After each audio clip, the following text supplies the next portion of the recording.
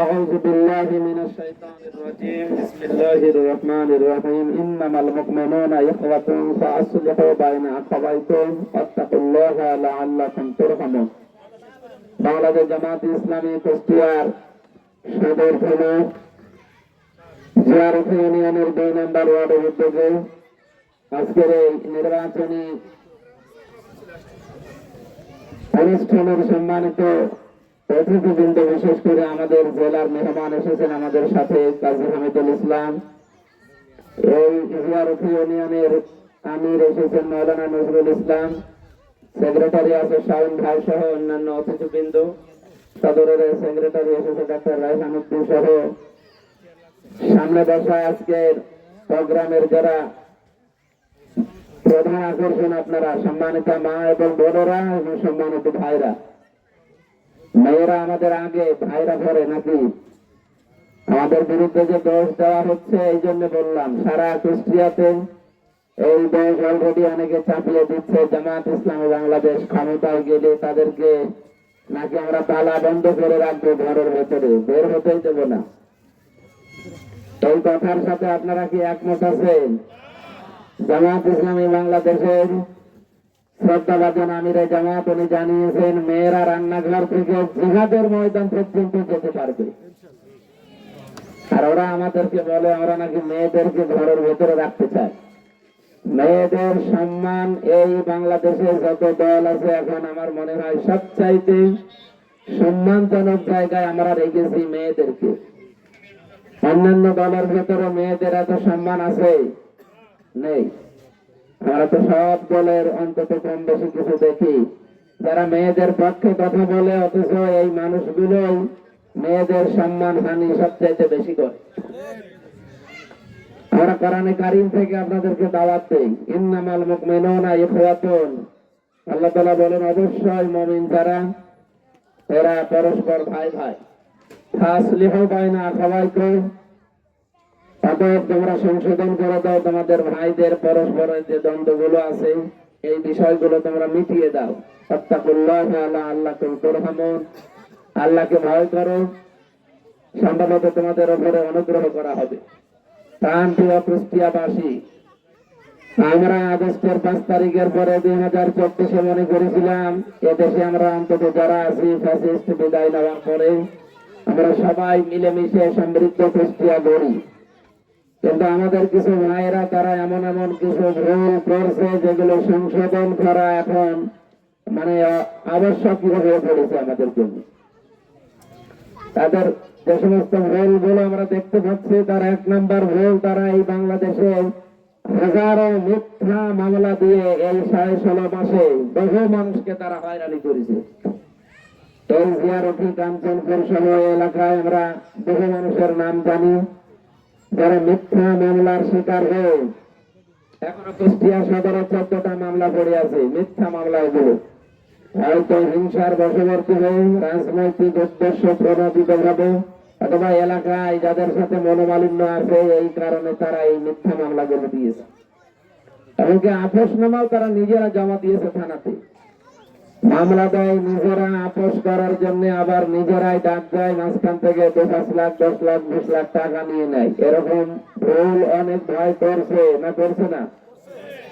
এই ভুলটা আমরা ধরিয়ে দেই, সংশোধন করি যে এটা আসলে আমাদের রাস্তা না। জামাত ইসলামী তো এই কাজ করে নাই। আপনি বলেন জামাত ইসলামী এই 16 মাসে কারো নামে মিথ্যা মামলা একটাও দিয়েছে? সুতরাং যেহেতু এটা ভুল সিদ্ধান্ত, আপনাদের একটা ভুল আপনারা বেরিয়ে আসবেন। আপনারা মুসলিম ছিলেন, বেরিয়ে আসেন। আমরা যেগুলো করতে চাই দেশ এবং ইসলামের জন্য, আশা করছি মুসলিম হিসাবে আপনারাও এইটাই করবেন দেশ এবং ইসলামের জন্য। 2 নম্বরে বাংলাদেশে আমরা দেখতে পাই এই 15.5 মাসে আর একটা ভুল অনেকেই করেছে, বিশেষ করে চাঁদাবাজি আর দখল করে নেওয়া। যার কোনো কিছু দখল করা, চাঁদাবাজি করা, এই স্বভাব, এই অভ্যাস, এই চরিত্র, এটি ভালো অভ্যাস না ভুল? এই ভুলটা আমরা সংশোধন করে দিয়েছি অনেকে, যে চাঁদাবাজি করা যাবে না। দুর্নীতি, চাঁদাবাজি, দখল করে নেওয়া, এটা যে কত বড় অন্যায় কাজ। যার কাছে চাঁদা দাবি করা হয় সে টের পায়। একটা মানুষ ফকিরের কাছে পর্যন্ত যদি চাঁদা নেয় তো তার আর মনুষ্যত্ব বলে কিছু আছে? সারাদিন পরিশ্রম করে ভিক্ষা করে লোকটা 200 থেকে 250 টাকা পায়, সেখানেও 50 টাকা চাঁদা দেওয়া লাগবে। নাউযুবিল্লাহ মিন যালিক। আমরা আগামীতে এই কাজটা আপনাদের সংশোধনের জন্য বলছি। সারা দেশে একটা দলকে এখন মানুষ চাঁদাবাজ বলে। ডক্টর মিজানুর রহমান আনসারী কালকে জানিয়েছে আপনারা দেশের মানুষেরা ন্যায় এবং ইনসাফ প্রতিষ্ঠার পক্ষে ভোট দেবেন। এই কথাটা কি খারাপ? সবাই বলেন কথাটা কি খারাপ? অথচ একদল মানুষ তাকে এখন জামাতের প্রোডাক্ট, জামাতের মাইকিং করে বেড়াচ্ছে, জামাতের লোক এই বলে চালাচ্ছে। সে একটু ভাবে কোন দল করে আপনারা জানেন না? ন্যায় এবং ইনসাফের কথা বললে যদি জামাত ইসলাম কেউ বলে তাহলে আমরা সবাই জামাত। সবাই বলেন আমরা সবাই। কারণ ন্যায় এবং ইনসাফই যদি কায়েম না থাকে তো এই দেশ থাকবে আগামীতে? আমরা কালকে একটা ভিডিও দেখছিলাম, কিছু মানুষকে বাড়ি বাড়ি হয়ে অনেকে টাকা দিচ্ছে। এই এলাকায় যায় কিনা আমি জানি না। টাকা দিয়ে তাদেরকে বলছে যে আপনি 5,000 টাকা রাখেন, 2,000 টাকা রাখেন। 3টা দল দেখলাম পর পর তাদের কাছে গেল। এই লোকটা 2 জনের কাছে টাকা নিয়েছে, আর একজন বলছে আমার কাছে টাকা নেই, আমি টাকা দিতে পারবো না, আপনার বিবেকে যা লাগে আপনি তাই করতো। তো ছেলে এসে বলছে বাবা তুমি যে 2 জনের কাছে টাকা নিলে ভোটটা আসলে দেবে কারে? আর একজন তো টাকাই দিল না। ওর বাবা ছেলেকে বলছে যে লোকটা টাকা দেয়নি, আমাকে টাকা না দিয়েই কিনে ফেলেছে, আমি ভোট তাকে দিতে চাই। কারণ যে লোকটা 5,000 টাকা দিয়ে আমার মূল্যবান ভোট কিনে নিতে পারে, এই সুযোগ পেলে এই দেশও বিক্রি করে দেবে। সুতরাং আমাদের এখন সময় এসেছে বাবার, এই দেশ এখন অনেকের চোখের সুর হয়ে দাঁড়িয়েছে, বিশেষ করে বিশ্বের অনেক মোড়লদের, যারা নিজেরা মোড়ল দাবি করে। তাদের কাছে এই বাংলাদেশটা এখন প্রাণ কাজ। বিশেষ করে আমাদের এই সেন্ট মার্টিন দ্বীপের কারণে বহু সম্পদ আল্লাহ ওই জায়গায় রেখেছে। এই সকলের চোখ পড়েছে বিভিন্ন দেশের এই জায়গায়। এখানে আমরা নিজেরা যদি ঐক্যবদ্ধ থাকতে না পারি, এ দেশ কিন্তু আগামীতে হারিয়ে যাবে। আপনাদের আহ্বান জানাবো, যেহেতু আমরা ভাই ভাই আসেন, আমরা সবাই মিলে অন্তত আগে দেশটাকে দাঁড় করাই। এই জন্য কোরআনের এই আয়াতটা আপনাদের স্মরণ করালাম, সূরা হুজুরাতের ফাসলিহু বাইনা আখাওয়াইকুম, তোমাদের ভাইদের সংশোধন করে দাও। আমরা ওইরকম মন নিয়ে আপনাদের আহ্বান জানাচ্ছি। বাংলাদেশে এখন চাঁদাবাজ বললেই মানুষ মনে করে ওই একটা দল। কারণ চাঁদাবাজ বললে জামাত ইসলাম বোঝে না, চাঁদাবাজ বললে আরো অন্যান্য দল আছে সেই দল তো বোঝে না। আপনাদের বোঝে কেন? তার মানে 15.5-16 মাসে এরকম কিছু কাজ আপনারা করেছেন, যার কারণে এখন নামই হয়ে গেছে আপনাদের এই নিকৃষ্ট একটা নাম। আমরা চাইবো আপনারা ওখান থেকে বেরিয়ে আসবেন।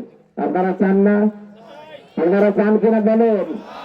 কালকে জিয়ারতে একজন, আমি ভিডিও দেখছিলাম, এক মা এক বোন বাড়িতে বাড়িতে কার্ড দিয়ে বেড়াচ্ছে, ফ্যামিলি কার্ড আর কৃষি কার্ড, স্বাস্থ্য কার্ড। ব্যাখ্যা করছে মেয়েদের কাছে এই ফ্যামিলি কার্ড নিলে আপনার পরিবারে কোনো অভাব থাকবে না। দোকানে দোকানে যাবেন, শুধু কার্ড দেবেন, দোকানদার সব দিয়ে দেবে। ওই দোকান তো 2 দিন পরে লাল বাতি জ্বলবে। কোথায় পেয়েছে এসব পাগলামি? আমি তো বুঝি না। মানুষের তো কমন সেন্সের কমন বাদ দিলে যদি সেন্স থাকে, তাও তো এই কার্ড, অন্তত কার্ডের খেলা বন্ধ করা উচিত। এখন বারবার ওই বাড়িওয়ালা প্রশ্ন করছে, আপনি যে কার্ড দিচ্ছেন আমার স্ত্রীকে, ফ্যামিলি কার্ড, আমার কৃষি কার্ড, স্বাস্থ্য কার্ড, এই কার্ডের ভেতরে টাকা আসবে কোথেকে? অমুক ভাই দেবে। তো অমুক ভাই টাকা পাবে কোথায়? আল্লাহ দেবে। একটা কথা হচ্ছে, আল্লাহ তো সব পারে, তবে আপনাকে এই অবাস্তব জিনিস দেবে কি করে? সুতরাং এগুলোর বাস্তবতার কোনো ভিত্তি নেই। এমপি যারা হবে আপনারা জানেন, মন্ত্রী যারা হবে তাদের নির্ধারিত একটা বেতন আছে। এর বাইরে যদি সে 2 টাকাও এদিক ওদিক করে, সেটা জায়েজ না হারাম?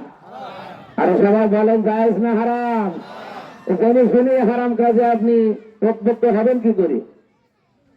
আমরা এদেশের সরকারি চাকরিজীবী যারা আছে, বেসরকারি যারা আছে, যে পরিমাণ অর্থ পেলে লোকটা সচ্ছল ভাবে চলতে পারে, দেশি বিদেশি সরকারি বেসরকারি এই চাকরিজীবীদেরকে আমরা চেষ্টা চালাবো তারা যেন অন্তত ঘোষের পথ বেছে না নেয়।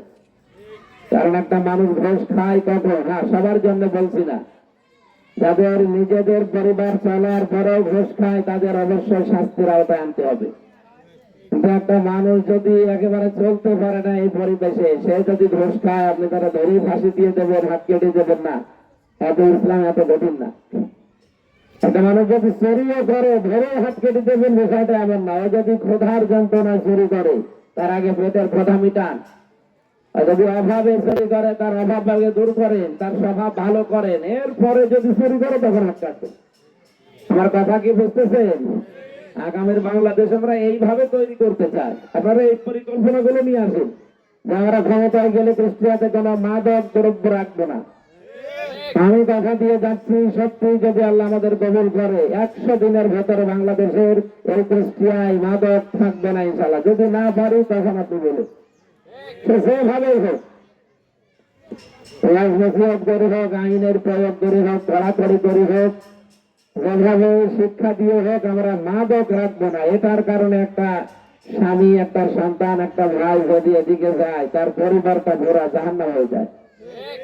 আমরা এই যে সন্ত্রাসী কাজ কারবার, যেগুলো হুমকি ধুমকি, ভয় ভীতি, চিন্তা, এর সম্পদ কেড়ে নেওয়া, এইটা কন্ট্রোলে আনার চেষ্টা চালাবো। মানুষের যাদের কাজ কাম করা দরকার, যুবক এবং যুবতীরা তারা মর্যাদাপূর্ণ এবং নিরাপত্তার সাথে যেন কাজ করতে পারে, এরকম ব্যবস্থাগুলো হাতে নেব। এইগুলো পরিকল্পনায় আছে, যদি চেয়ার না থাকে পরিকল্পনায় শেষ। বাস্তবায়ন করা যাবে। আপনাদের আহ্বান জানাচ্ছি, আমাদের জামাত ইসলামী বাংলাদেশের কাজ শুধু আমরা এই দুনিয়ায় শেষ করতে চাই না, এইটার দ্বারা আমাদের আখিরাত তৈরি করতে চাই। সেজন্য আমার মনে হয় এখানে যারা এসেছেন, একটা মানুষকে আমরা 5,000 টাকা আগে দেয়নি, 5 টাকাও দেয়নি, দিয়েছি। যার যার নির্বাচন তারা নিজেরা করছেন, যেহেতু আমাদের কোনো খরচ নেই, এখানে আমরা বুক ফুলিয়ে কথা দিতে পারি, যা আসবে যেখানে আসবে এটা ওই জায়গায় শুধু পৌঁছিয়ে দেবো। ক্লাস আজকে তো শুক্রবার না, ক্লাস চলছে কিছু। কুষ্টিয়াবাসী, আপনাদের আমরা আহ্বান জানাবো, সব যোগ্য এবং দেশ আর ইসলামের জন্য যারা অগ্রণী ভূমিকা পালন করবে, আপনারা তাদের সাথে থাকেন। আমাদের আজ সার্বিক এই অনুষ্ঠানটা যারা সাজিয়েছে, জিয়ারত ইউনিয়নের 2 নম্বর ওয়ার্ডের এই মানুষ